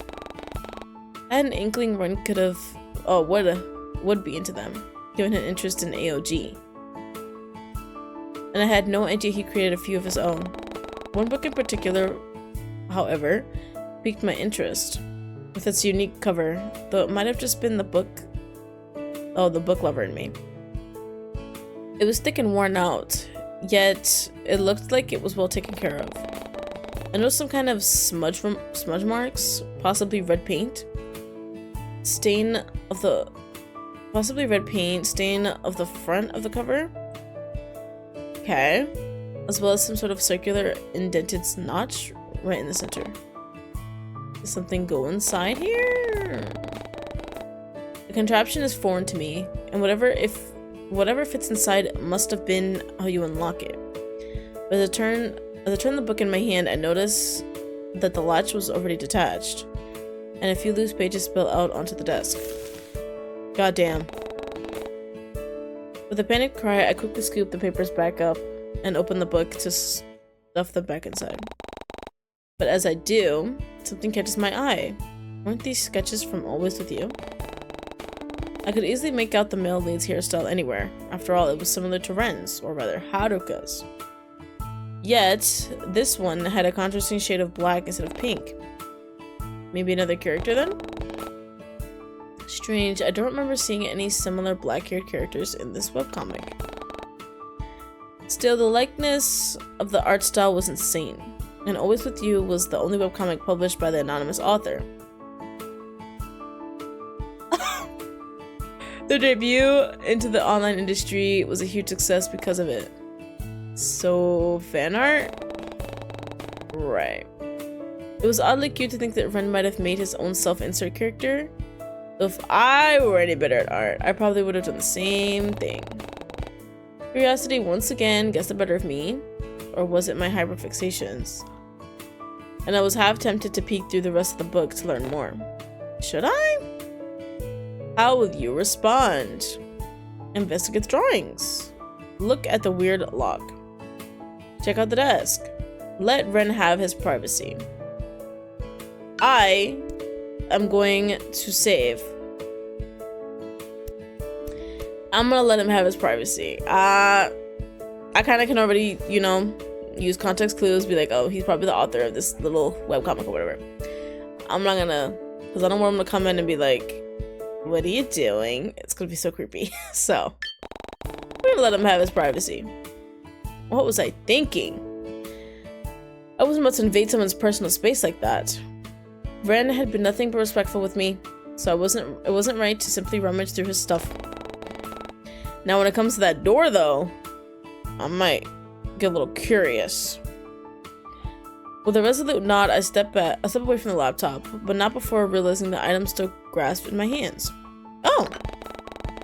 Closing the book, I make sure to shut the latch properly and place it back on the table, but as I do, I accidentally knock over one of the ink bottles, which stains the desk a deep shade of black. Lovely. I frantically skitter about to look for some paper towels, and eventually settle on some toilet paper from Ren's bathroom. By some miracle, it easily lifts the mark from the desk, though it only seems to transfer onto my skin instead. Great, just when I thought it couldn't get any worse. And we took a whole shower? Or are we washing our hands? It takes a solid minute or two of scrubbing until I'm satisfied. And once I'm sure no stains are left on the table, I haphazardly throw the toilet paper in the trash and wash my hands in the kitchen sink. Okay. That alone takes another 5 minutes of scrubbing and rinsing, but I somehow managed to lift all the ink from my skin and wash it down the drain. After all this, I definitely learned my lesson to not snoop ever again. With an embarrassed sigh, I plopped myself on the couch and let out a groan. A small part of me knew Ren wouldn't get upset over something so small, but still. I didn't want him to know that I had been casually looking at things in his apartment without him knowing. The queasy feeling in the pit of my stomach only seems to worsen at that, and I contemplate running away from such a confronting scene and locking myself at home for the rest of my life. Forget my phone. I could always buy a new one. I'm sure I still had my spare ones still lying around in a box collecting dust somewhere. Sure, the screen was cracked, but it'd still get the job done. So I couldn't help but feel like I was making a mountain out of a molehill. Molehill? Yeah. And there was the looming threat of a potential stalker waiting for me to come home. Maybe it was best if I stayed here after all. With that thought in mind, I settle further into Ren's plush couch and anxiously wait his return. I can hear the faint ticking of a clock from somewhere in this endless maze of apartment, alongside the occasional humming of the central heater he turned on before he left. So he finally figured out how it worked. Aside from that, the silence is almost deafening, and I have half a mind to reach for the remote and turn on the television. Surely it wouldn't hurt. I mean, Ren did say I could make myself at home.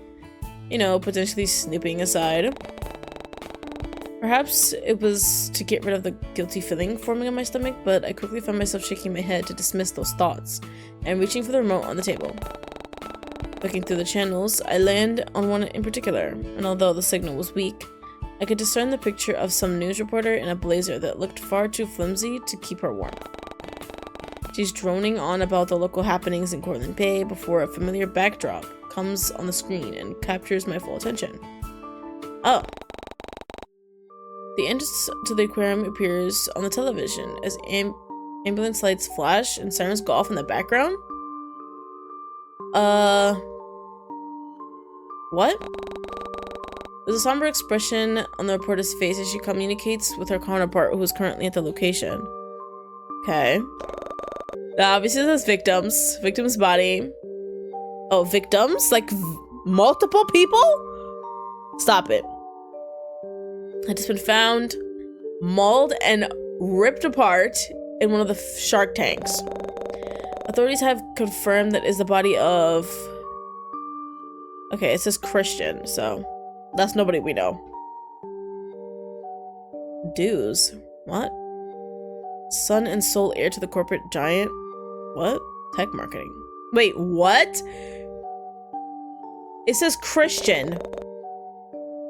Also believe that Kirk was a self-inflicted accident. Cowrie. What the hell? Here in the scene with us, we have the mayor's chairman and the mother of the victim, Cowrie I don't know. To talk about. The TV turns to static and I quickly reach for the remote and find another channel. Another news show pops up, this time showing a grainy black and white recording of CCTV footage taken from the aquarium. Oh wow. The heartbeat in the background? And though it was hard to make out, the footage depicts a person pacing around on the wooden decks until the upper half of their body is just out of frame. The rest of their body was still in view though, being illuminated by their phone screen as they fiddled with it. Then all of a sudden the person immediately drops it, almost as if it was too hot to touch, and takes a step back. Phone fucking combusted? They must have lost their footing or something as they end up tumbling into the tank and submerging themselves underwater. The footage cuts out shortly after, seemingly too inappropriate to air on live television, as noted by the reporter. A little out of breath, I hadn't known I'd been holding. Out of the reality sink in. I was at the aquarium. I was just at the aquarium. I looked at those sharks with everyone just an hour prior. Everything felt too surreal in this moment, and suddenly I wished I had my phone to text Eleanor and Tio to see if they saw the news. With my heartbeat still hammering loudly in my chest, I ended up unconsciously turning the television off to avoid hearing about more heavy topics. How many times... I'm sorry. There were so many times where I could have looked at my phone, but niggas were stopping me. So... seeing all the recent talk of gore and murder on TV, it makes me feel... How will you respond? I enjoy seeing it. I feel sick just hearing about it. Why is this even an option? That one? Yeah. Thinking about all the gory violence and death, it makes me feel uneasy. In fact, it was one of the reasons why I left the city in the first place. How many reasons did you leave the city? I need a list right now. Prior to moving to Cortland Bay, I had always been surrounded by petty crimes. Selfish assholes who called themselves my friends, and even the stench of death. Moving here had been a good decision at the start, but now I'm not so sure. Everyone would always say that nothing bad ever happens in the Bay, but after recent events, it was slowly becoming untrue. But I suppose it wasn't all bad. I have supportive friends now, an amazing boss and coworker, and a timid library patron who goes to great lengths to keep me safe. Man, I guess I never really truly appreciated Ren's thoughtfulness until this moment. He's done so much for me these past few days, and not once has he asked for anything in return. And as if manifesting him with my thoughts, I hear the telltale sounds of the front door unlocking, before Ren shuffles inside and flicks on all the lights. In one of his hands, my beloved phone, alongside a bag of delicious smelling takeout, and an angelfish plushie peeking out from another. Dang, he was busy. All I asked for was my phone. He went and got everything else. And almost like a puppy, Ren immediately makes his way over to me, still perched on the couch, before depositing the toy in my hands. Were you sitting in here without any lights? Sorry, I should have turned them on before I left. But I brought some food with me. Figured you might be hungry. I don't really have much food in the pantry right now. Also, Ren looks as though he has something deeply serious he wants to say, and has some kind of inclination as to what it might be. Something happened at the aquarium. You might want to... Actually, maybe we should move this conversation to the kitchen. I already know. You do? About... Yeah, I saw it in the news. So it's true then? Someone really did die? I didn't really stick around to find out once the first cop car pulled up, but... I don't know, something doesn't add up. What do you mean? Ren looks confused with what he wants to say. I passed by that shark tank when I went to retrieve your phone, and... Well, I didn't exactly stop to look, but I didn't see any dead bodies in there. I know we said some incriminating things today, but I swear, it wasn't serious. I would never. What? I could tell that Ren was taking this hard, with how he wouldn't meet my gaze, and his shoulders seemed to shake. I wasn't the one who killed them. I didn't assume it was you. It's okay, I believe you. You do? It was like a weight had been taken off his shoulders, and without thinking, I found myself stepping closer to bring Ren into a comforting hug. I know you, Ren. You'd never hurt a fly. And I saw what happened on TV. They fell into that tank. The reporter said it was a self-inflicted accident. Man, you really are an angel. Uh-huh. I can feel his hand clench around the back of my shirt before he pulls away with a forlorn expression. He attempts to put on a smile for my sake, though I could see right through it. Here, why don't we eat something to get our minds off this? Are you feeling up to it? I know this might be a lot for you to stomach right now. Some food might be nice. Great, let me get some plates so we can eat then. As Ren lifts himself from the back of the sofa, he makes sure to hand my cell phone back to me as well, before heading off towards the kitchen. Now reunited with my beloved phone once more, I unlock it and check for any notifications. One update in particular lets me know that the security camera I ordered had been successfully delivered, and that alone makes me feel safe enough to return to my apartment. Should I change my mind about staying here? With a satisfied hum, I quickly pocket my phone, lest I lose it again, and follow Ren into the kitchen. What happened to, like, checking on Eleanor? Guess we don't care anymore. Dang.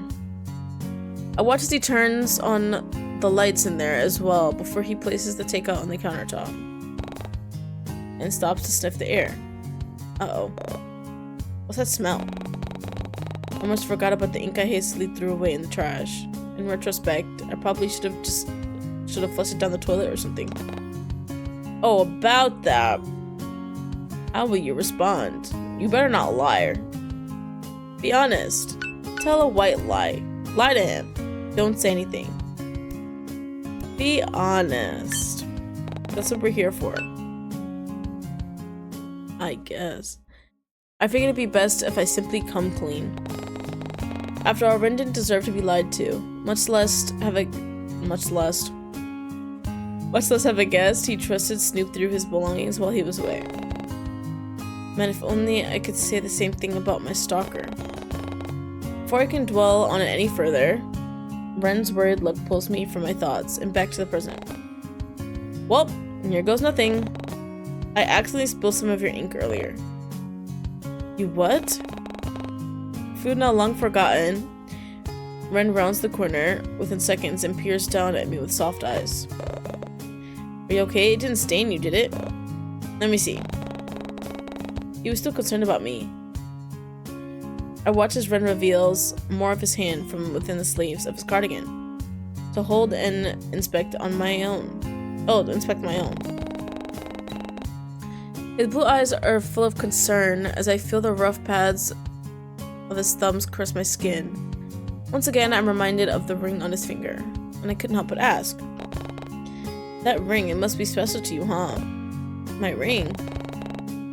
Ren follows my gaze to his hand before awkwardly pulling away and scratching at his jaw. Yes, it's a ring I made when I was younger. I'm surprised you noticed it. This ring, it means a lot to me. I don't know what I'd do if I lost it. It's very pretty. What about the one around your neck? That's,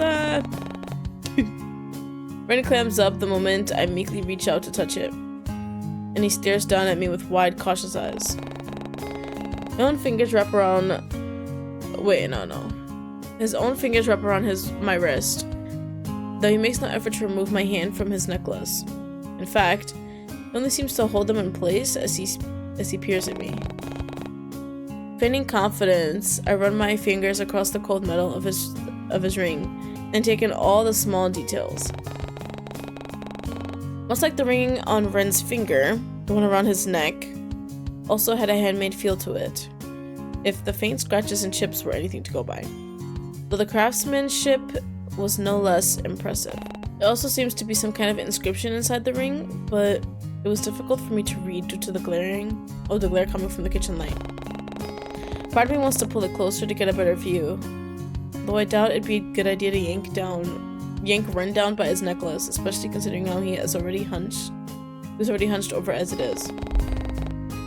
So I couldn't stop my budding curiosity from putting one of my fingers inside the ring to see if it fit. And almost immediately, Ren stumbles forward as his fingers gently squeeze my wrist. Do you want to try it on? Uh-oh. Before Ren can speak, a loud booming sound erupts from outside the apartment and startles both of us. Why is it always raining? Was it seriously about to start raining again? You're joking. With a sigh, I abruptly pull away and glance out one of the large ceiling to floor windows. Dark clouds were rolling in from the distance, though there weren't any telltale signs of rain yet. Though the ominous black smoke was new, I didn't know the condensation got this bad. Yeah, we weren't even that high up for fog to appear. Was it some kind of sign?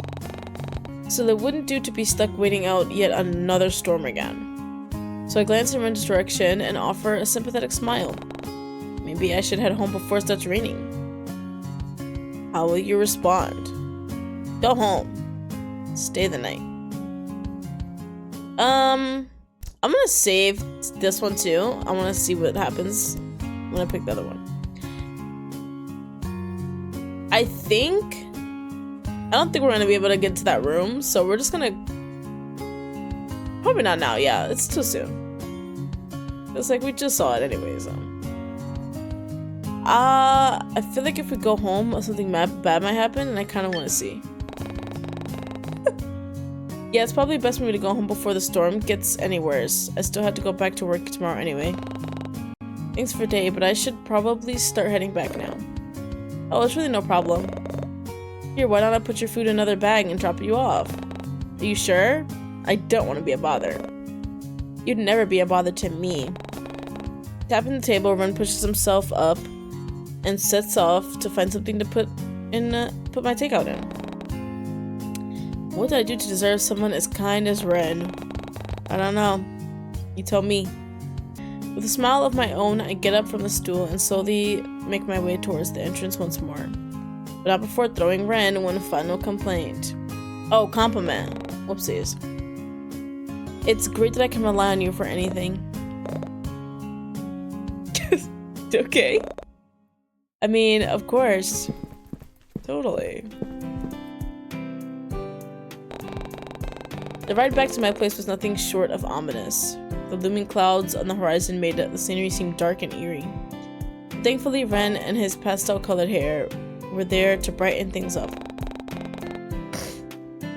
He even offered to walk me to my door, and what greeted both of us was a single package on top of my doormat. Panic flashes through me at the thought of it being another gift from my supposed stalker. But then I remembered the purchase I made this morning, a notification I received on my phone. That must be my security cameras. Definitely picking it up, I put it under my arms as I fish for my keys in one of my pockets. I could sense Ren's eyes on me, or rather my package, but even as I glance in his direction, I can tell that he's trying to hold himself back from asking. Surely there wouldn't be any harm in telling him. Oh, I bought a security system this morning because of how shady this neighborhood is. I figured it'd be a good idea to be safer than sorry. That creep didn't come back, did they? Uh-oh. Without thinking, I dropped my keys and slapped a hand over Ren's mouth before cautiously looking over my shoulder. Uh-oh. What was I doing? I was getting worked up and acting paranoid again. With an embarrassed look, I turned back to apologize to Ren, only to find his cheeks a deep red and a hand wrapped around my wrist. When did he... Uh-oh. Quickly withdrawing my hand, I squeak out an apology before picking up my keys and returning back to my door. I still don't want to get Ren involved with my problems, but I honestly don't want to risk being alone tonight either. Too lost in my own world, I barely noticed Ren coming closer, nor his hand covering my keys to steady my fidgeting. Do you want some help? He must have seen the look of confusion on my face, since he continues talking. Setting up your cameras, I mean. Self-taught programmer, remember? I'm sure I can figure it all out. I know what you're gonna do. Stop playing around with me. Plus, I'd save you having to call someone to install them. He did have a point, and I'd honestly feel safer if I weren't alone tonight. Still, I'd been spending so much time with Ren lately. I didn't want him to get fed up with me and my presence. Would it be a good idea? How will you respond? Damn. Because I know what he's probably going to do. He's probably going to install it in a way where he could also see the cameras, or he'll be able to have access to them as well. Ah! I know what you're trying to do. I'm trying to like back off a little bit, but I don't know. They keep doing this. I'm gonna decline. No, I don't want to risk it. I really appreciate the offer, Ren, but I gotta tough this one out on my own. If you say so. His concern for my well-being is evident, but I didn't want him to get involved. This was my problem. Yeah, and plus that creepy person, you know?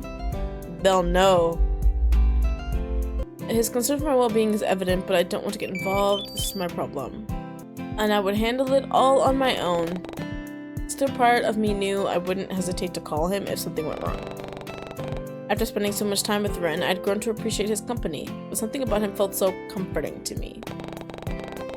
Anyway, you should probably head home before the storm comes. Thanks for dropping me off, and for the food. I'll make sure to lift up the bag full of takeaway for him to see. Of course, thanks for paying for my ticket.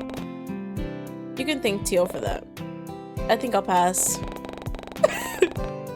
Red's face playfully scrunches up at the mere mention of Tio, and I find myself letting out a small chuckle before unlocking the front door and stepping into my apartment. I should probably go set this camera up and head to bed. Stay safe when you're driving back.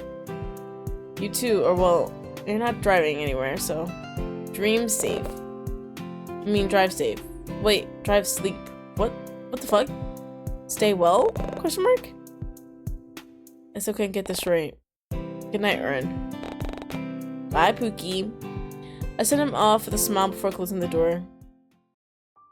Oh, saw it again. It takes me a while and countless online video tutorials, but I somehow managed to set up the security cameras and connect them to an app on my phone without too much trouble. It would alert me if any unusual activity and movements...